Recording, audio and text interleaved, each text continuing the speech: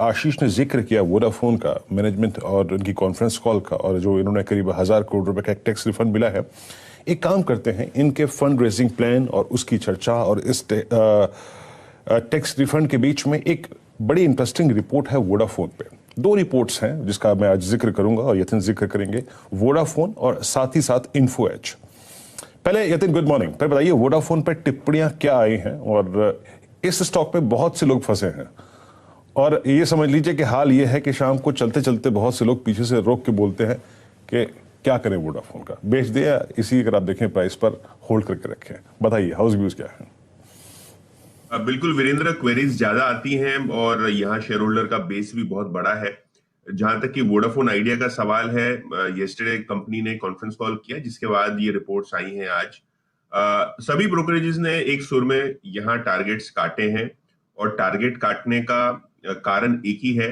Company कोई type का fund नहीं जुटा पाई है, कोई इक्विटी नहीं जुटा पाई है, और किसी प्रकार का गवर्नमेंट सपोर्ट अभी तक आया नहीं है।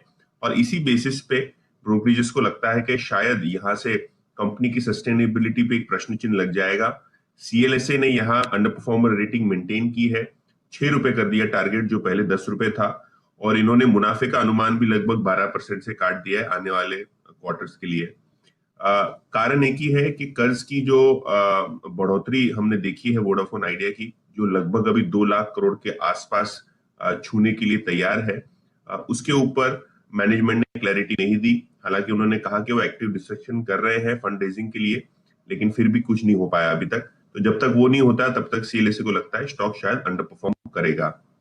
क्रेडिट स्विस ने टारगेट 6 रुपए से काट के 4 रुपए कर दिया है, और ऑलराउंड वीक परफॉर्मेंस के बाद क्रेडिट स्विस को लगता है कि सरकार से जो सपोर्ट आने की जरूरत है, क्योंकि टेलीकॉम पैकेज की बातचीत हो रही है, तो कहीं ना कहीं उसके लिए वो रुकेंगे, जिसके बाद वो स्टॉक पे एक फिर से फ्रेश कॉल लेंगे। यूबीएस ने न्यूट्रल कॉल रखा है शेयर पे, टारगेट है 10 रुपए। उनका भी यही कहना है कि जो रिलीफ पैकेज गवर्नमेंट से आ रहा है, शायद वो एजीआर की टाइमलाइन बढ़ाएं या किसी प्रकार का फ्लोर डाल दें कॉल रेट्स पे या डेटा रेट्स पे, तो उसके लिए वो अवेट करेंगे। तो ओवरऑल बेसिस पे अगर आप देखें तो ब्रोकरेजेस का व्यू यही है, फंड रेजिंग और गवर्नमेंट पैकेज ये दो काफी इंपॉर्टेंट चीजें हैं वोडाफोन आइडिया के लिए। चलिए, ये रणनीति तो आपके सामने आती हुई दिख रही है इस स्टॉक पर। डायरेक्ट